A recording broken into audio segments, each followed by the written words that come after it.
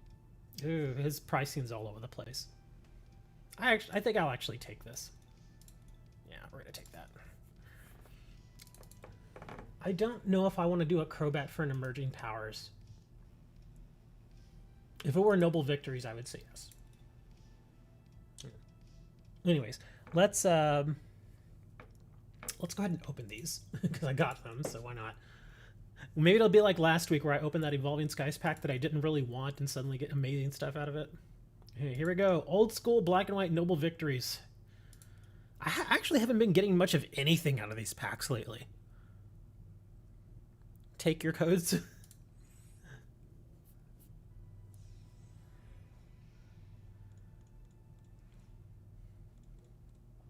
Oh, we have an N. That's not bad. An Emolga. An Elgium. Reverse. And a Vanillix. Yeah. This is kind of how these packs have been lately. I don't know why. I'm just not really getting anything great out of these packs. Like nothing that's like, oh my god, look at that. Seriously, the best card out of this whole thing is probably the N. Yeah. The rest of these are kind of eh. Why do you want me to take your codes? Let me see. Hold on. Oh, okay. What are these? TRQ. What is this? TRQ sounds old.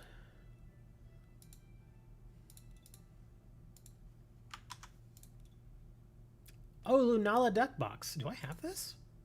Oh, I didn't. There you go. Yay! We have Lunala. And the sleeves. Nice, thank you. I don't know if I was actually supposed to claim those, but but thanks.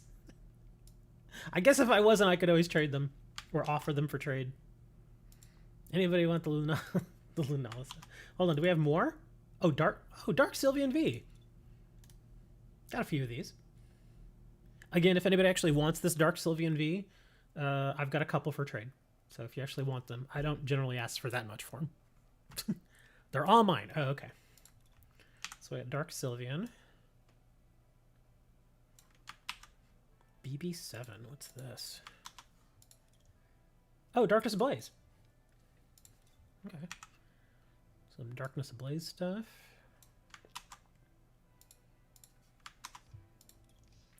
Oh, are these all Darkness Ablaze packs? Well, this one looks different. LDC. I don't know what this is. Oh, this is Darkness Ablaze. Okay. Yeah, honestly, Darkness Ablaze right now is pretty cheap, which is good, because it still has some good cards in it. And I think they were selling them for, what, like 13 cents each? So it's still a good set. And that the Eternatus deck, I think, is still pretty good. I don't see anybody playing it anymore because people are kind of over it, but I think it's still a good deck. Oh, Rebel Clash. Look at that. Got a little different there. Try to go for a full art bosses. And Steam Siege. Yay! We tried to get the Volcanion. Alright, let's open these boosters up. You're new here? Are you sure, Phantom? Hey, Blahal, what's going on? We're about to open up some of these packs. Let me open up this Evolving Skies. This one I got from the trade. Can my luck continue from last week where I got two full, not full arts, but alternate arts in a row? I doubt it, but we'll open it anyway. Those two packs were amazing last week. Oh, we got two rares. What do we got here? An NT, reverse rare, and a Sharpedo. So nothing amazing. Okay, let's open up Rebel Clash. Because, yeah, Rebel Clash has the full art boss, I believe.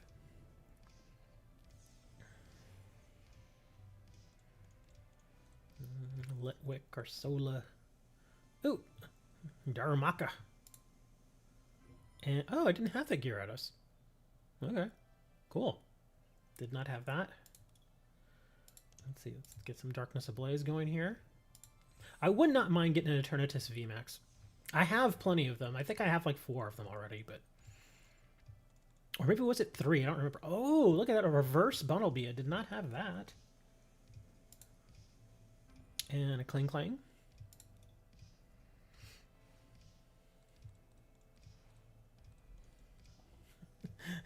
Electrike, Rose, and a Hydreigon.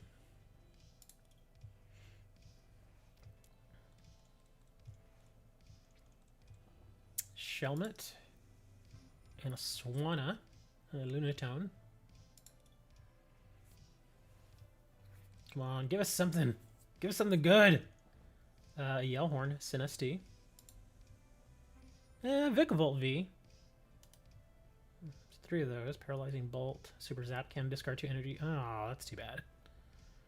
Yeah, I don't ever think I've seen a Vikavolt V deck. Does he even have a VMAX? I don't think he does. At least I don't ever remember seeing it. Oh, that's right. We also have Steam Siege. let's hope for the Steam Siege. I think the Volcanion, the fancy Volcanion, is the big card of this set.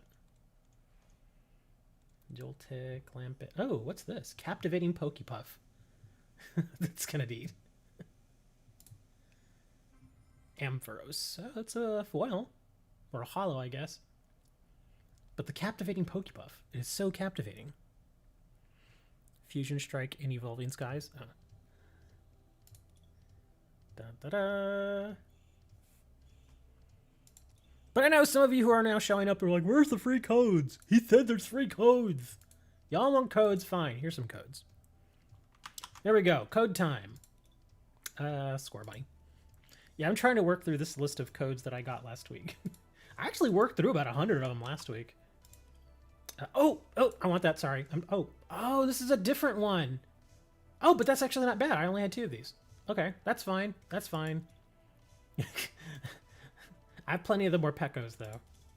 Oh, but I didn't have too many of the Applins. Okay. There's a Snorlax code that I'd been getting. I need 1 more to have a playset. That's why I was like, when I saw the Snorlax, I was like, oh, I'm taking that. If any of y'all want the actual Shaman coin, I'll actually trade it. It's marked. Okay, next code. Do I want to get a match in? How about a match out? Oh, Zacian. That's that fancy Zacian card that unfortunately you cannot use in regular play. But it looks neat. So if it gets the Zacian, enjoy it. What else we got here? Wow, we're getting a lot of Torchics today. That has 3 cards. That comes with Torchic and his 2 evolutions and a coin. So that's actually not a terrible code. Vaporeon, I'm pretty sure I already have that.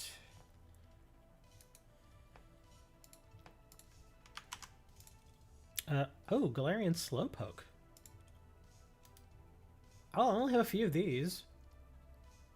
This one's one of the newer ones. I think this came out with Fusion Strike. What? Oh, okay. It's a Zero Aura coin.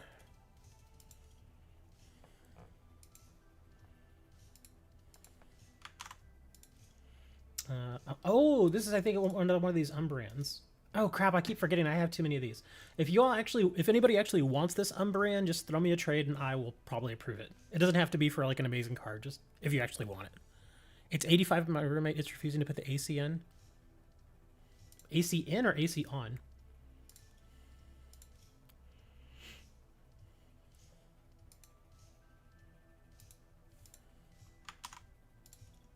Oh, another one of the Zacians. And let's do one more here. How do you download the game? Go to Pokemon.com. It's only available on... Oops, not Pokemon Center. It's only available on tablet and PC right now, as far as I know. When Pokemon Live comes out, that's when it will be available on phones. Yeah, go to Pokemon.com. Go to... I think it's under... Is it under trading card games or video game apps? One of the two. Let me check. Oh no, I think it is under trading card game. Or not. But that's where you go. You have to go there and it will show you where you can actually like down. Oh, here we go. It's under play because I'm an idiot. Yeah, there you go. You go there to play and there should be a link there where you can download the game.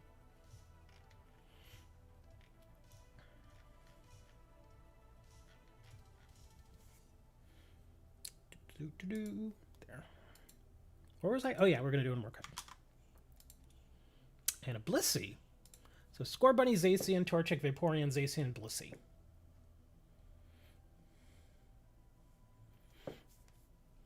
Oh, I imagine you probably have a window unit then? All of your standard decks are expanded now? Yes, they are. A lot of us went through that. Where all of our, yeah. In fact, I still have some that were able to stay in standard, but a whole bunch of my decks, like 7 or 8 of my decks got pushed into expanded when they did the switch.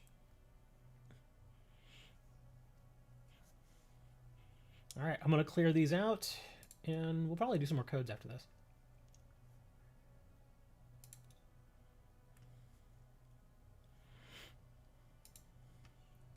Yes, the fan thump is here again. I'm still calling you fan thump. You think I forget? In Vermont, there's no such thing as central air.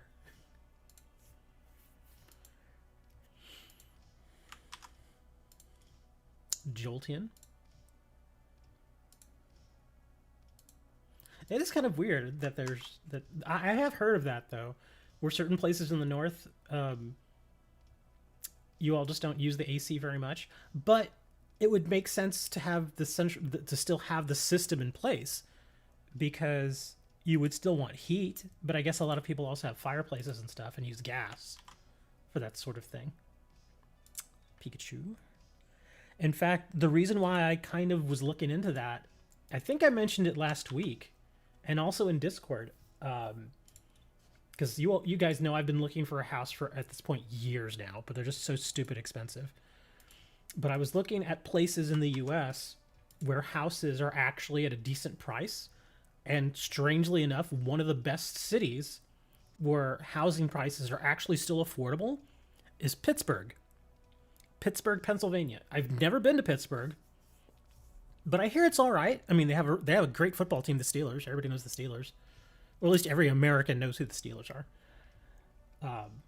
But yeah, I was looking at the housing prices there, and the neighborhoods actually looked pretty good. And like I saw one house there for like $110,000 or something like that, and it was actually a pretty decent house, and it was in a good part of town. And I was like, wow, that actually is affordable compared to what I have here. Just to kind of give you an idea, my mother sent me a listing for a house here in my city that's actually in a really like old part of town, and the roads are bad, and you know, it's not a great place anymore. And all the houses are like, no joke, like 60, 70 years old at least. None of them have central air, you know, all that stuff. It's very dated part of the city. And she sent me a listing for it. And the house actually does look kind of nice, like they put some work into it. But they want $156,000 for it. And I'm like, are you serious? The house itself is like, I think it was like 1,100 square feet. So it's a small house. But it's still 3 bedrooms and a bathroom, and then you get a garage. But again, I'm like, that is not a good part of town. And again, I was looking on like Google Maps. The streets are awful. It's like they're gross looking. There are so many potholes. There's more pothole than street. It's some of those areas. So yeah, I was like, that is not worth $156,000. It's just not. I think they're, and again, I had mentioned this before with houses. I think they're doing that because they think that a company like Zillow will come in and take the house off their hands. So I think that's probably the biggest reason why so many people are marking these houses at such exorbitant prices, because they actually want that to happen. They want to overprice it and then have a company like Zillow come in and buy it, because they know Zillow isn't going to haggle. They'll just take it. Which sucks for people like me who actually do want to go and pay an affordable price for a house. And it stinks even more right now because I'm coming up on my renewal date for my lease. And I really don't want to renew, but I don't have a choice. I kind of have to. Oh, there's that Snorlax. Is that... Oh my god, it's another one of these. Well, again, I didn't have these, so I guess that's fine. But Well, now I have all the applins. Okay, that just means I gotta put one more code down here. You feel like soup? How does one feel like soup? Do you have like chunks of chicken hanging out on your head? Or... Yes, I'm taking Eevee. Oh, dang it. I had already 4 of those. If anybody actually wants this Eevee, I'll mark it for trade and just throw me a random card and I'll probably say yes. So if you actually want that Eevee. And again, if you've not added me in game, my in-game name is that. I put it in chat. Unfortunately, it's an old name, but I can't change it now, so that stinks. Tomato soup, that's how sweaty and hot you are. You don't have a fan? Just like a regular fan? Even I've got a fan. Actually, the fan I have right here, I think I mentioned it to y'all like a year ago or so, or even longer.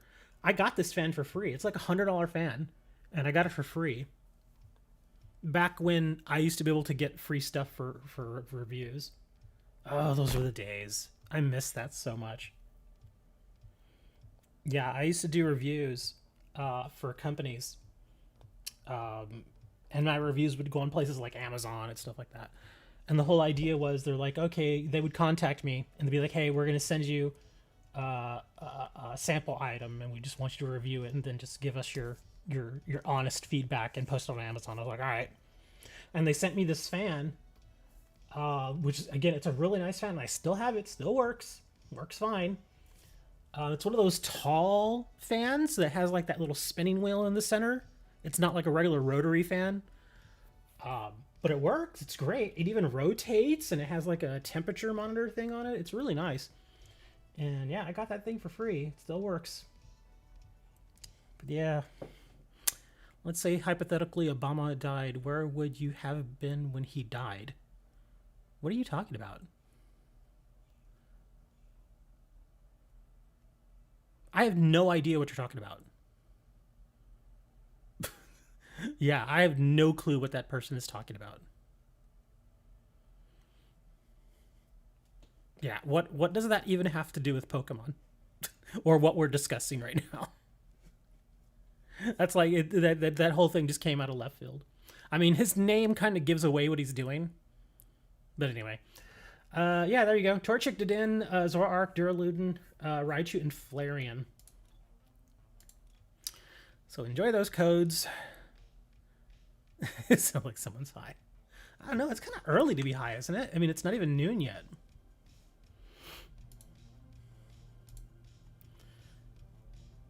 Now I kind of want to go over all the various oversized cards I have. Wow, some of these oversized cards are expensive. You're high on American Spirit? I have no idea what you're even talking about. Dude, we're talking about Pokemon. We're playing a Pokemon game.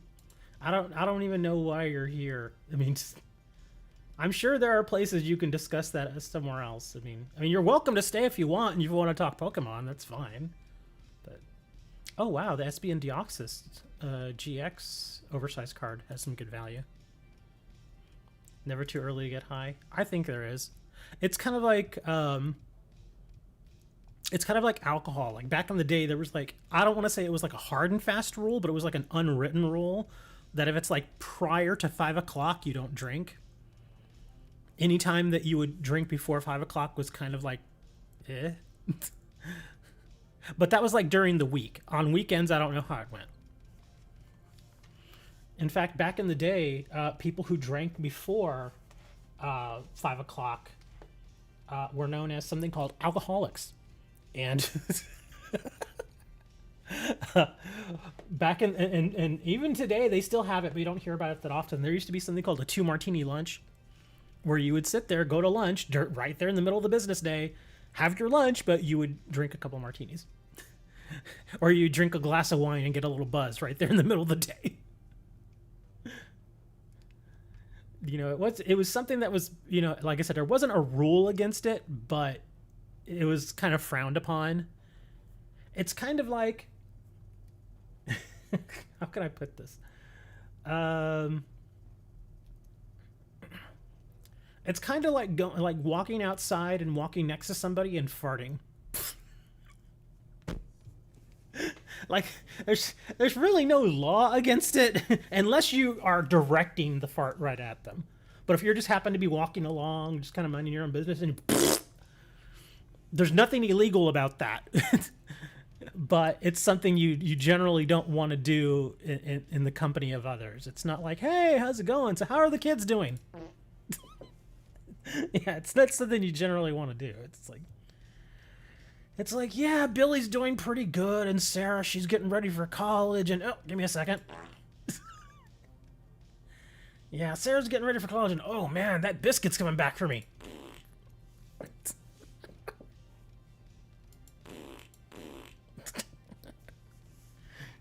Yeah, you just generally don't do that. At least not in front of people you don't really know. Like if it's like family, like if it's like a sibling.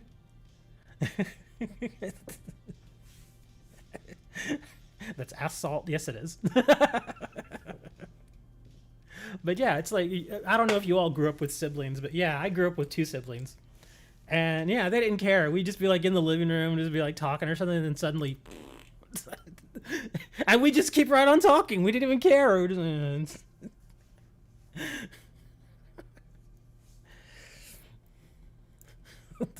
I mean, that's what it's like having siblings, though. At least that's the life that I grew up knowing, is having siblings. It's, you know, it's kind of like that weird rule where your siblings can always pick on you, but if anybody picks on you outside of the family, your siblings are like the first ones to come to your aid and back you up. It's like I would pick on my sister, like make jokes and stuff, but if I saw somebody messing with my sister, I would immediately get in their face.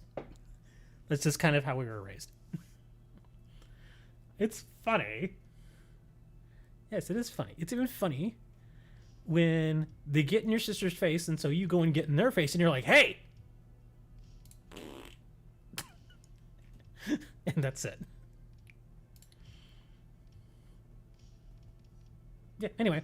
I'm sorry, I have several fart buttons here. I did get rid of one fart button that was kind of nasty. So, yeah. Because with that other fart button, every time I would use it, it'd be like... No, they did not. The neighbors did not like that. I'm calling the FBI on me all the time.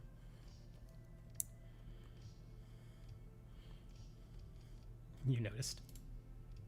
Oh, there's a trade offer.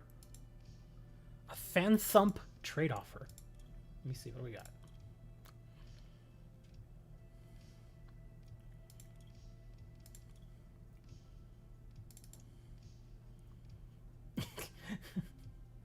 Why are you trading me a bunch of Dynatree Hills?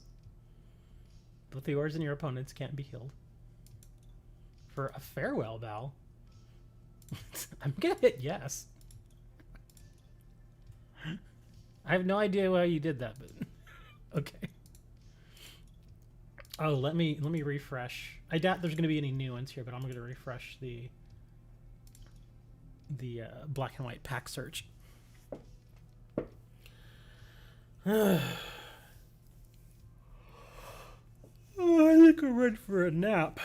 How has your pet woodpecker been doing? He actually hasn't been around lately.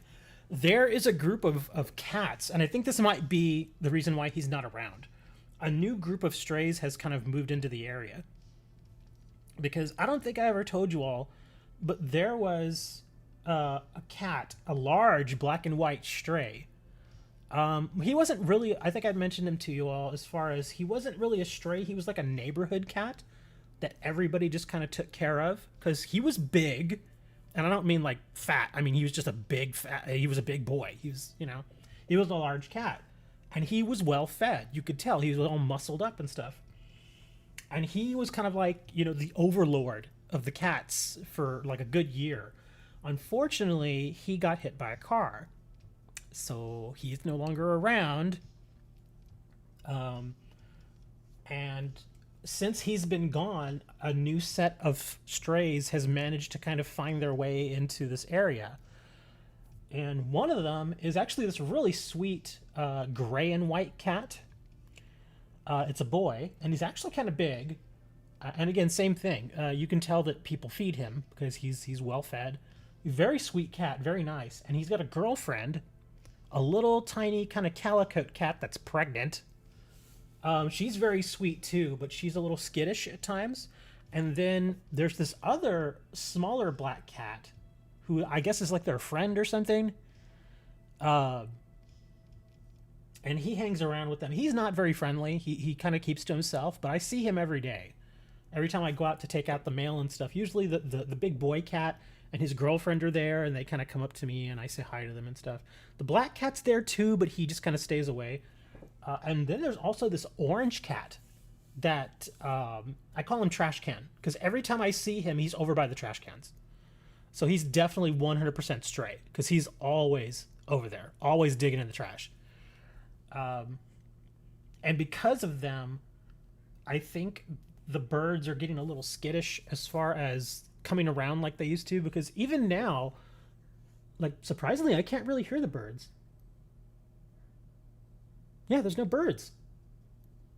Yeah, but it was weird because for the past month, I've heard, like, I wake up to birds just going insane. Just absolutely insane. Do I want a Pikachu V Union? I got no use for it. Okay, sure. Send it. I'll take it. Not that I'll really use it, but yeah, sure, I'll take it.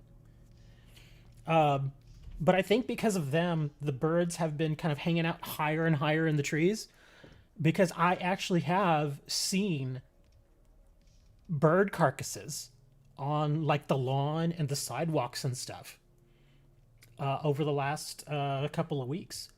So there's a cat out there, and it has to be a cat because I don't see any other natural predators hanging around here except the cats.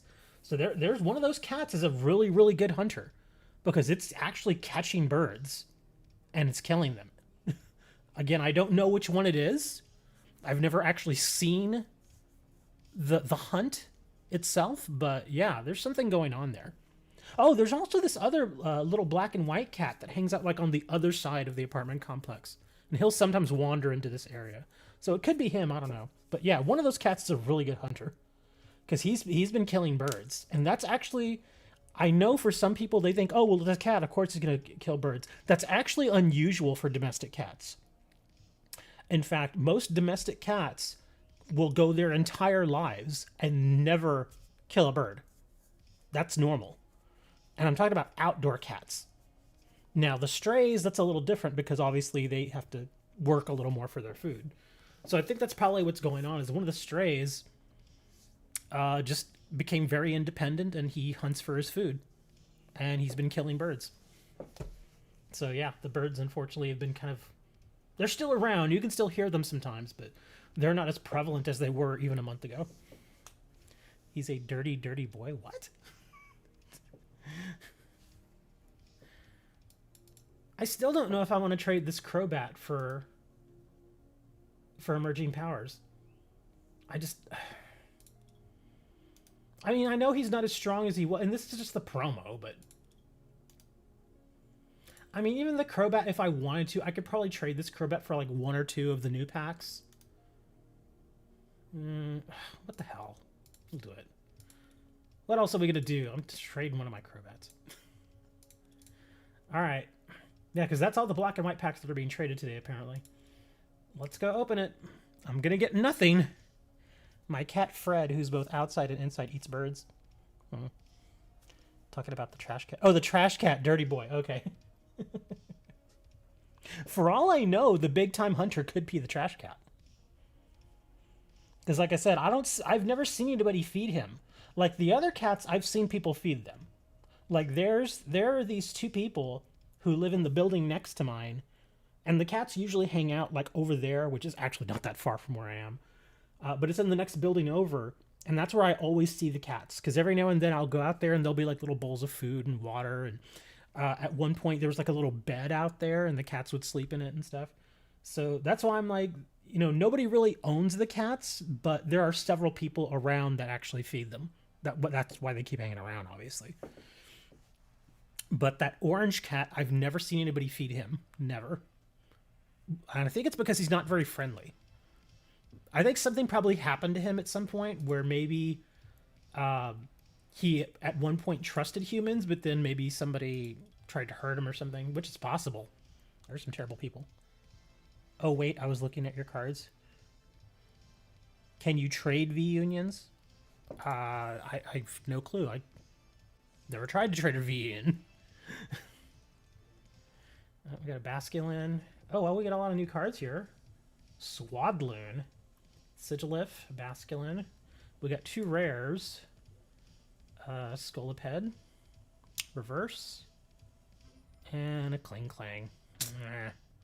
Yeah, a little bit better than average pack because we did get 2 rares, but you know, I didn't expect to get much out of this pack. Oh well. It's still kind of neat opening the old packs. Poor Orange Cat. He seems to be doing okay though. He seems fine. I mean, maybe that's just the way he is. Some cats are like that. They're very much on their own. Some of them they like to stay in packs.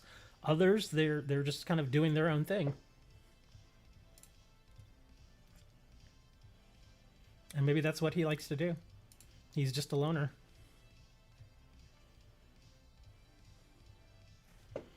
But again, he looks fine.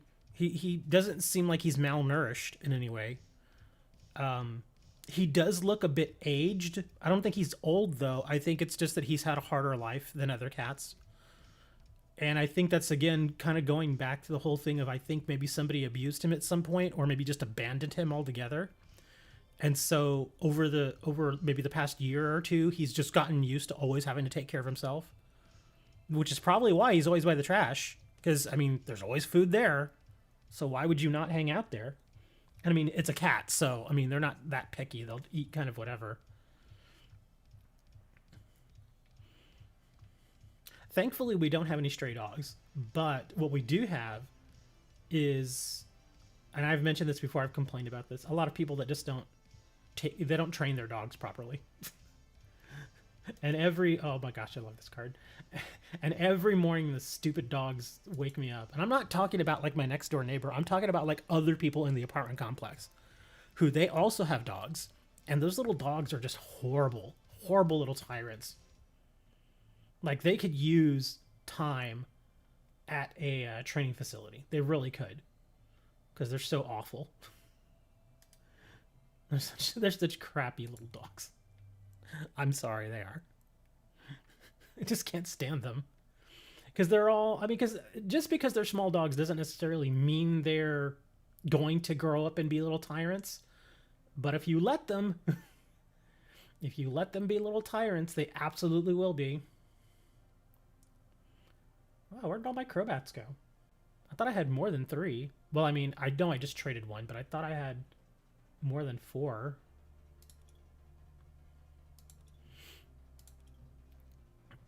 But yeah, I've noticed a lot of people do that with small dogs. They kind of let the dogs just kind of, you know, go crazy.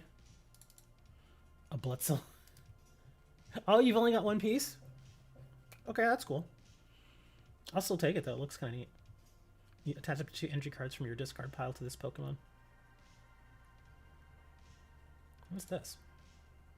Oh. Oh, okay, so that's the rest of the... Okay, gotcha. Ta-da! Thank you. Fan thump. You hate small dogs. I don't mind a small dog. Some small dogs are actually really cool. Like I've mentioned to you all before that an old friend of mine had a Chihuahua that was actually really cool. Because most Chihuahuas you see, they're all like freaking out and they look like they're about to have a heart attack. Not this Chihuahua. This Chihuahua was just chill. Just cool dog. Neat little dog. Love that thing. And, oh, you want an Aracuda?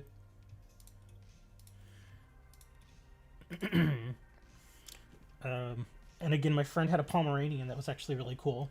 Not super insane. Just a cool little dog. I think it really is the way they're raised. Is I think they take these little dogs and they spoil them. The owners spoil them rotten. And sometimes when you do that with a dog, if you let that dog keep thinking that they are the alpha in the family, they're going to be loud and obnoxious. That's just how they are. Growlithe. Pampered rat. Yeah, that's what I'm saying. Is a lot of the times, if you spoil a dog like that, it will become a little tyrant, and you just can't let them do that, because again, if you spoil them for like the first year of their life, they're gonna be like that the rest of their life, unless you do something extreme, and at that point, it's almost cruel to do that to a dog, because now you're taking a dog who has had this expectation of, well, this is how life is for the entire first part of their life, and now you're changing it on them, and so they're going to freak out. They're not going to like it. That's why whenever I always think to myself, if I ever get a dog, I am immediately going to let that dog know. I mean, I will still love the dog and treat the dog well and give him the treats and all that stuff and take him for walks, but I will let that dog know I am the boss here. And if I tell it to shut up, well, I won't tell it to shut up. I'll just be like, quiet, you know? That's how I imagine raising a dog. Because I actually did that with the cats too. Like, when I was married and I had 3 cats, my ex-wife she didn't care what the cats would do. She would let them get on the bed and get on the counters and stuff. And I'm just like, that is not working for me. And so I started getting after them. Like the first time I saw one jump on the counter, I immediately smacked him on his butt and got him off. Immediately. He kept doing it too, and I kept smacking him, and he eventually learned, no, you can't do that. So all of them learned. And after that, they never got on the counters. I know some people that don't mind that kind of stuff, but I always think to myself, you know, like the kitchen counters. Yes, I wash them down and everything, but still, I don't want the cats getting on a place where I normally prepare food. Because we all know where the cat's feet have been. My wife was a cat. No, she actually wasn't a cat. I kind of wish she was sometimes. I'm sure she probably thought the same of me. She wishes I was a cat. To be a little more like, I just wish he would take care of himself.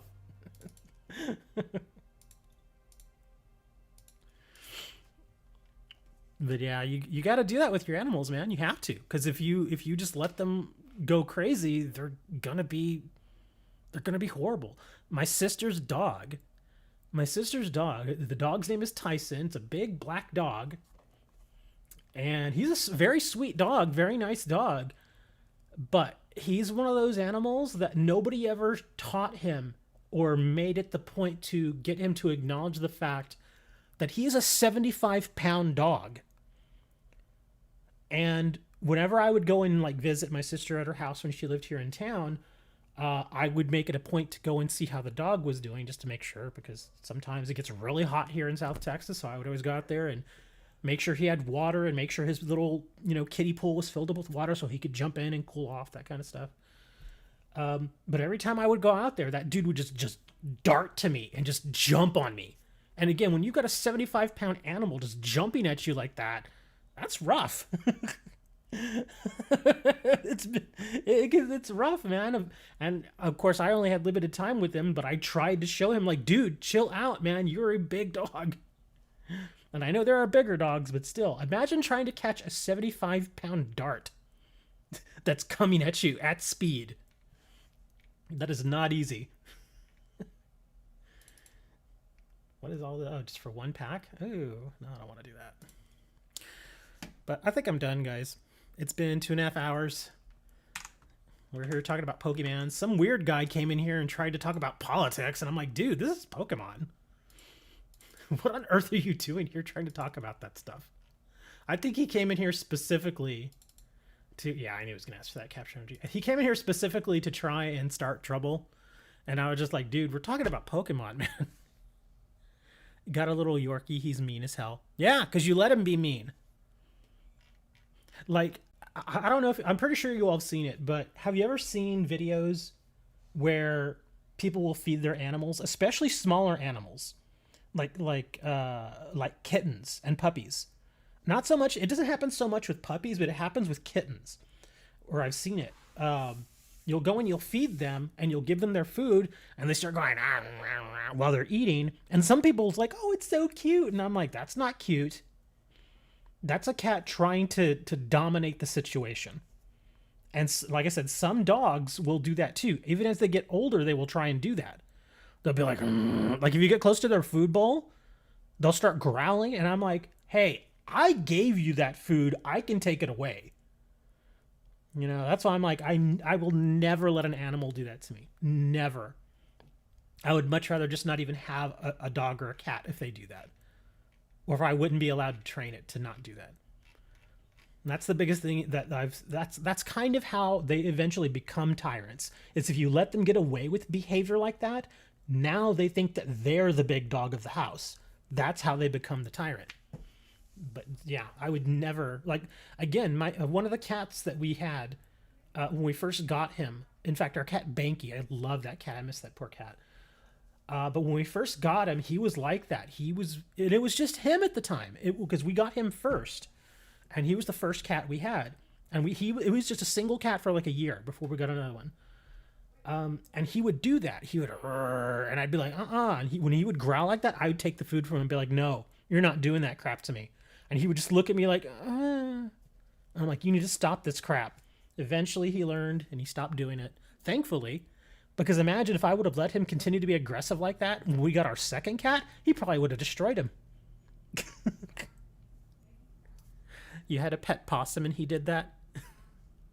Did you know that possums, no joke, American possums are actually not that aggressive? They're really not. They get a really bad reputation, but they're really not that aggressive. Like, I have never, ever in my life heard of somebody here, at least in the States, ever been attacked by a possum. Like, I've come across possums, just gosh, it was a while back now, maybe about a year ago or so, where I went outside, and as I was walking, I was walking from my car coming back to my apartment, and I didn't even see him until I was like right up on him. There was a possum, like a full-grown possum, just right there. And it just kind of looked at me and kind of opened its mouth a little bit. It didn't hiss, but it just kind of looked at me and opened its mouth, and I was like, oh, hey, what's going on, possum? How you doing? How you doing tonight, man? You just hanging out? All right, man, I gotta go. So hi to your mother for me. And that was it. Possum went on his way. I went on my way. We were fine.